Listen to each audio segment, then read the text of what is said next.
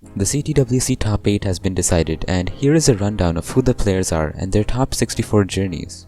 Firstly, there's Joseph, who in all honesty is probably the favorite to win this year, but you still have giants like Dog, Nenu, Alan, and more who have a decent shot at winning, like Sam and Andy, Dog's brother, who both showed amazing consistency in their top 64 bracket, only losing 2 games in total. Let's not forget about Huff while we're at it, who beat Blank, swept Eric, and then beat Jonas to advance to the top 8, showing he's a force to be reckoned with. And then there's Cheese, who, while being forced to play with a suboptimal grip, still managed to clutch out a victory against Fractal, playing him in 3 sets. That was just their performance in previous CTWC matches, but how about we look at all their matches? Well, welcome to the world of ELO. Using data collected by Rory, Chris Forrest, and more, we can have a look at what the odds are, and not surprisingly, Joseph has the highest chance at winning, followed by Dog and then Alan, with Cheese being the underdog. Now let's move on from the world of statistics, odds, and likelihoods, and into the world of who I would like to win, to fill out a dream bracket. And if I were going to pick a player that I really wanted to win, it'd be Hufflepuffus. He's one of my favorite players and I really want him to go far this year. It would be cool if Dog faced Pixel Andy too, since they are brothers.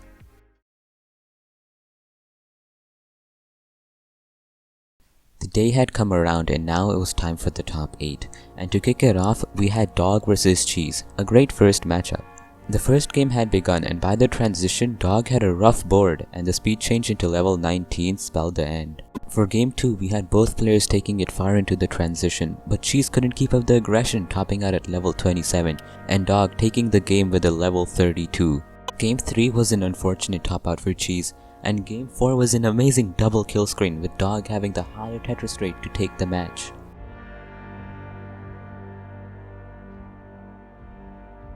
Before Huff vs Joseph happened, I already knew it was going to be an amazing matchup, and as stated before, I really wanted Huff to make it to the top 4.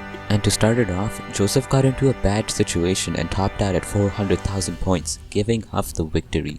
To come back from a bad game 1, Joseph went ham in game 2, getting a max out and tying it up 1-1. In game 3, Joseph's camera ran into an issue, and in much the same way, Joseph himself ran into a few issues and topped out, giving Huff a heart. This matchup was seeming incredibly close, and Joseph made it even closer with double max out games and Joseph getting a heart to bring this match to a decider. That have been for these players. These matches are like, oh! You can't do it! He had a missed cut! Just like that. And Joseph there it is! Out. Huff Takes the match. has advanced in the decider with one missed drop from Joseph, and the two-time champion Joseph Saley has been eliminated out of the tournament here. Huff is gonna do it, and he will be the one to go on to face Dog. There you go. Hufflepuffus.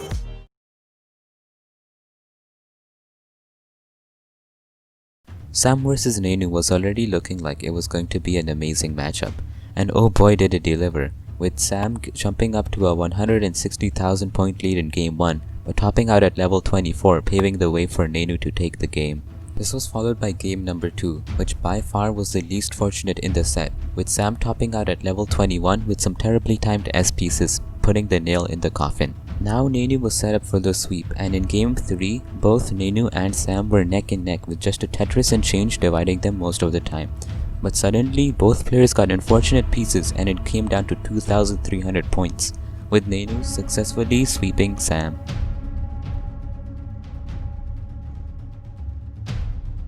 Following that insane matchup, Andy and Alan had some incredibly close games, and in game 1, Alan transitioned into 19 with 650,000 points, but topped out on level 19, giving Andy a victory. Not wanting to fall behind, Alan chased down Andy's score of 814,000 points in game 2, getting himself a win. Andy follows this up with a successful chase down of his own and gets one heart ahead of Andy again. Not wanting the decider, Andy puts his foot on the pedal and gets a max out in level 32, following in the steps of his brother, just one line away from level 33.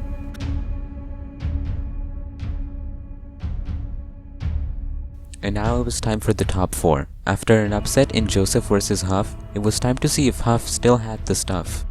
To kick it off, Dog jumps to an insane lead, and despite Huff's efforts, Dog took the game with a 1.1 million score. Maybe the excitement of getting a 1.1 hurt Dog, as in Game 2, he topped out with 555,000 points, giving Huff a heart. But in the next game, the tables had turned, and now Huff found himself topping out early with Dog taking another game. And after 2 games that ended too soon, Game 4 was an amazing double max out, with Dog dropping another 1.1 and winning the match. But while all of this was happening, all the way in Indonesia, Nenu's neighborhood had a power outage, meaning he couldn't play. But his friend Kamal came in clutch and Nenu had to drive 10 kilometers, or 6 miles, with his CRT, NES cartridge and capture card to play in the CTWC.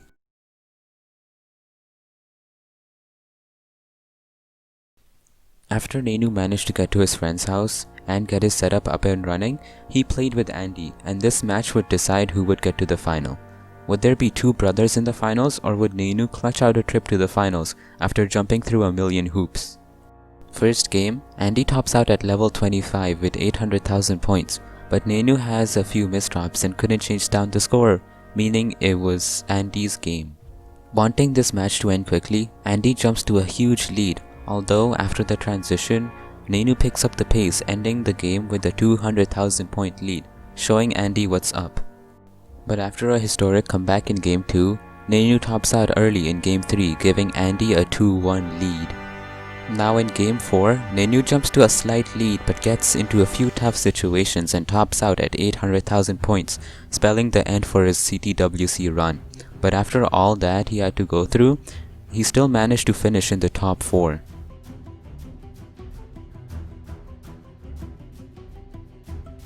After 5 hours of neck-and-neck Tetris, it was time for the finals, and the 2 people in the finals were the 2 brothers, Dog and Andy, a first for any CTWC event. And for this special occasion, we had Terry Lee Torok, the original commentator for the NWC 1990 Nintendo World Championships, say a few words for the competitors, fans, and everybody who made the tournament possible. And after all of that, it was time for the finals. Game 1 started and Andy turned a small lead in the pre-transition into a big lead by the post-transition and kept up the pace, ending the game with a 1.1 million score. Game 2 followed in the tracks of Game 1, but Dog topped out at level 24, giving Andy another heart. Now Dog was on the verge of getting swept, but it still wasn't over. Dog, not wanting the tournament to end so quickly, executed an insane tap in Game 3 and kept up the pace with the lead, winning as Andy topped out on level 26. With Dog trying to set up the reverse sweep and Andy wanting to take the match right then and there, both players played neck and neck in Game 4, but Andy topped out on level 21 and the reverse sweep had been set up. Now it was time to see if Andy would deny Dog the championship or would Dog prevail. And here I'll let the game speak for itself.